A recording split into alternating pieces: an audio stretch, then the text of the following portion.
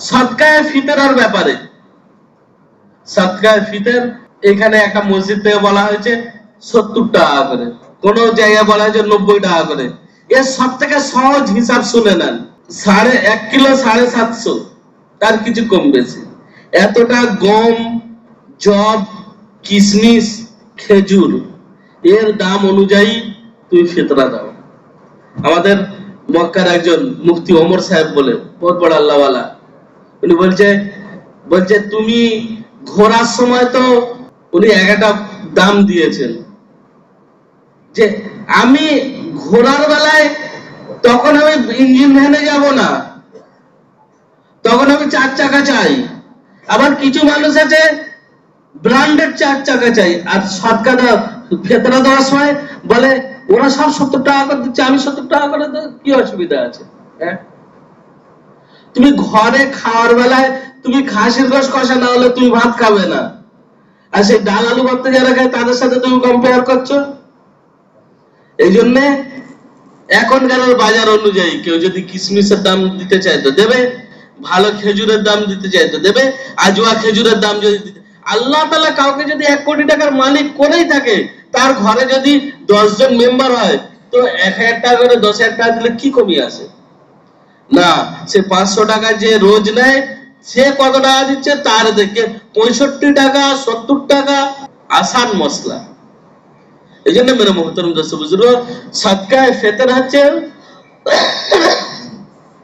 ঈদগাহে যাওয়ার আগে আগে আমাকে দিয়ে দিতে হবে। রমজানের ভেতরে বেশি থেকে বেশি ঈদগাহে যাওয়ার আগে আগে।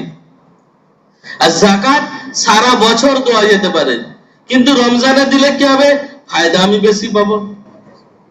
আর আরেকটা কথা, বড় দুঃখ, বড় আফসোস এটাই, এক তো দেখেন আমরা তো কোরআন তো পড়তে জানিনি, আমরা কিরকম মেহরুম হয়ে পয়দা হয়েছি। এটা আমার বাপ মাদের দোষ, কি আমাদের এলাকাওয়ালার দোষ, কি আমাদের এখানে বিচক্ষণ মানুষের দোষ? আল্লাহ তাআলা ভালো জানে, কি আমার কর্মফল যে আমি এরকম মেহরুম। কোরআন তো পড়তে জানিনি, কোরআন তো হাতে নিতেও জানিনি। একটা মাস আছে কোরআন শোনার ব্যাপারে, তখন আমি সে 1.5 কাতার আর 2 কাতার আর 3 কাতার। আমি পরশু দিনে কলুটালায় নামাজ পড়েছি তারাবির, পুরো মসজিদ ভরে যাচ্ছে। কতদিন থাক? বলে পুরো সবাই পুরো তারাবি পড়ে। আপনি একটি নন বেঙ্গলি এলাকায় গেলেই দেখা পাবেন। কিন্তু দোস্ত, আজকের না আমার কোরআন পড়ার শখ আছে, না শোনার শখ আছে। এই জন্য রোজা বিনা তারাবিতে রোজা, ল্যাংড়া রোজা, খোড়া রোজা, পরিষ্কার শুনে নেন। তার রোজা হয়ে যায়, ওরকম হয়ে যায়। ওনাকে এসে জিজ্ঞেস বল, কেন রোজা হবে না নাকি? তারাবি পড়তে যাবে, তারাবি পড়া জরুরি। তুই বিয়ে বাড়িতে বিরিয়ানি খাওয়ার পর বসে রয়েছে, কেন বসে আছে? বলে আইসক্রিম পাঁপড় আসবে তার জন্য। আইসক্রিম চাটনি পাঁপড়ের জন্য তুমি বসে থাকতে পারো, আর তুমি এসে জিজ্ঞাসা করছো যে তারাবি পড়াটা জরুরি? বলে কোথায় লেখা আছে? কোথায় লেখা আছে? এর দলিল? বলে তারাবি তো 8 রাকাত পড়ার কথা এসেছে, হাদিসের ভেতরে আছে 8 রাকাত। 8 রাকাত পড়ার কথা কোন হাদিসে পেয়েছো? বলে বুখারীতে আছে। আরে বুখারীতে কোথায় আছে? আপনি যে বুখারীর যে হাদিস যে দলিল দিচ্ছেন, শুনে রাখেন, সেই হাদিসে আপনি পুরোটা পড়েননি। হিম্মত থাকলে পুরো পড়া দরকার। সেই হাদিসে আছে, হযরত আয়েশা রাদিয়াল্লাহু তাআলা আনহা থেকে বর্ণিত, যে হুজুর সাল্লাল্লাহু আলাইহি সাল্লাম তারাবি পড়েছেন রমজানিন আও গায়রি রমজানিন, যে নামাজটা পড়েছেন রমজানেও পড়েছেন, গায়র রমজানেও পড়েছেন। আমি আপনার সাথে না আমার মত মিলিয়ে দিলাম 8 রাকাত করে, তাহলে চলো গায়র রমজানে আসো পড়বে। গায়র রমজানে আর খুঁজে পাওয়া যাবে না। আর রমজানের বেলায় ওই 8 রাকাত হচ্ছে তাহাজ্জুদের, ওই তাহাজ্জুদে 8 রাকাত টেনে এনে জুড়ে দিয়েছে করে তারাবিতে। আর শয়তানের শয়তানিয়াত আছে। হযরত ওমর রাদিয়াল্লাহু তাআলা আনহু যে রাস্তায় হাঁটেন, সেই রাস্তায় কোনোদিন শয়তান হাঁটে না। ইবলিসের ইবলিসিয়াত, শয়তানের শয়তানিয়াত হযরত ওমরের ইজতিহাদকে মেনে নিতে পারবে না। হালাকে হাদিসে পাকের মধ্যে এসেছে যে হুজুরকে মানো, আর তার সাথে সাথে খোলাফায়ে রাশিদিনকে মানো, তার সাথে সাথে সাহাবাদেরকে বলো আসহাবি কান নুজুম বিআইহিম ইক্তাদাইতুম ইহতাদাইতুম, যে আমার সাহাবারা হচ্ছে আকাশের নক্ষত্রের মতো, যাদেরকে তুমি অনুসরণ করবে তুমি রাস্তা পেয়ে যাবে। কিতাবের মধ্যে এসেছে, শুনে নেন। হযরত হুজুর সাল্লাল্লাহু আলাইহি সাল্লাম প্রথম দিন তারাবি পড়েছেন, দ্বিতীয় দিন পড়েছেন, তৃতীয় দিন থেকে ফাঁকা। কেন? তারপরে জানা গেল যে যদি উনি তারাবি পড়েন ওনার ভয় লাগছিল আল্লাহকে ফরজ না করে দেয়, ওই জন্য উম্মত মুসিবতে পড়ে যাবে। আল্লাহ নবী সাল্লাল্লাহু আলাইহি সাল্লামের প্রত্যেকটা সাহাবী তারা এক একটা সামান্য সামান্য জিনিস জিজ্ঞাসা করতে ছাড়তেন না, আর এত বড় একটা নামাজের মসলাকে তারা জিজ্ঞাসা করবেন না? হুজুরের জামানা চলে গেল, আবু বকর রাদিয়াল্লাহু তাআলা আনহু জামানা চলে গেল, কেননা ওই জামানায় ফিতনা ফাসাদাত ছাড়া আর কিছু ছিল না। খুব কম সময়, 2.5 বছরের। হযরত ওমর রাদিয়াল্লাহু তাআলা আনহু জামানা যখন আসলো, হযরত ওমর রাদিয়াল্লাহু তাআলা আনহু বড় বড় সাহাবীদেরকে ডাকলেন, ডেকে বললেন বলো হুজুর কি করতেন। সেই সাহাবীদের থেকে যখন সাবিত হলো যে তারাবি হচ্ছে 20 রাকাত, তারপর থেকে হযরত ওমর রাদিয়াল্লাহু তাআলা আনহু বলে দিলেন শোনো, জামাতের সাথে পড়তে হবে, 20 রাকাত পড়তে হবে। আর যেটা সে ওমর রাদিয়াল্লাহু তাআলা আনহু ইজতিহাদটা আমাদের ভালো লাগে না। আর কোথায় লেখা আছে, কোন কিতাব পড়েছো আর কোথায় খুঁজেছো? খোঁজাদার খালি ইউটিউব নিয়ে খালি এরকম করে এরকম করে এরকম করে বলে কোথায় আছে, সব পেয়ে যাবে এখানে। অত আসান দিন।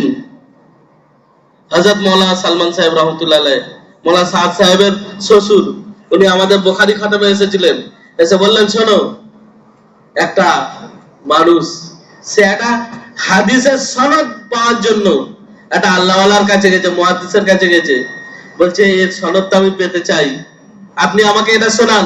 বললো আমি এমনি শোনাবো না। বললো কি চাই, কি করতে?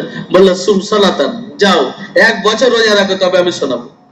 বলছে একটা হাদিস সংগ্রহ করার জন্য মুহাদ্দিসিন না এত কষ্ট মেহনত মুজাহাদা করেছে, আর তুমি সামান্য টেনে টেনে টেনে টেনে দিন শিখে যাবে? কোন মূর্খ এরকম নেই যে তার ভাইয়ের ক্যান্সার হয়েছে, তার বিবির কোন বড় রোগ হয়েছে, আর সে ইউটিউব দেখে গুগল দেখে সে ওষুধ কিনে খাওয়ায় না। তার বেলায় বলে সেই বিপি পদ্মারে যেতে হবে, আর বিএমবিল্লায় যেতে হবে, আর ব্যাঙ্গালোরে যেতে হবে। কেন? বলে না ওখানে যাওয়া দরকার, ওখানে বিচক্ষণ ডাক্তার আছে। আরে ইউটিউবে আছে তো, ইউটিউব থেকে ওষুধ কিনে নাও, দেখে নাও বড় বড় ডাক্তারদের মতামত। না ওটা বুঝবে না তোমরা, মশলা বলে আমরা গুগলে দেখে নিচ্ছি। আচ্ছা চলো দেখো, কবর তোমার সামনে আছে, জানাজার খাট তোমার ঘরের সামনে আসবে, মসজিদের সামনে আসবে, কবরে তোমাকে শুতে হবে, যে কবরে আমাকে শুতে হবে। এই জন্য মেনে মোহতারাম দোস্ত বুজুর্গ, সময় অনেক বেশি হয়ে গেছে, মশলার ব্যাপার ছিল বলে এই জন্য সময় বেশি হয়েছে। এই জন্য ভাই দেখেন, আমরা তওবা করি, ইস্তেগফার করি।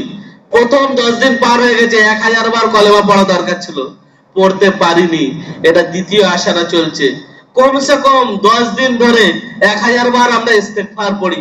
সব থেকে ভালো আস্তাগফিরুল্লাহ আল্লাযী লা ইলাহা ইল্লা হুয়াল হাইয়ুল কাইয়্যুম ওয়া আতুবু ইলাইহি ওয়া লা হাওলা ওয়া লা কুওয়াতা ইল্লা বিল্লাহ, এটা যদি আমরা পড়ি তো খুবই ভালো। 1000 বার কমসে কম আমাদের পড়া দরকার দ্বিতীয় আশারায়। তৃতীয় আশারায় খুব বেশি বেশি করে জান্নাতের দোয়া চাওয়া, আল্লাহুম্মা ইন্না নাসআলুকাল জান্নাতুল ফিরদাউস ওয়া নাউযুবিকা মিনান নার। এর ব্যাপারে আমরা ফিকিরমন্দ হই। আরেকটা জিনিস ভাই দেখেন, খুব দামি কথা আমি বলে ছেড়ে দিচ্ছি, আমরা অনেকে লাইলাতুল কদরকে খুঁজে বেড়াই। কে সেই 27 কে খোঁজে, কেউ 23 খোঁজে, কেউ।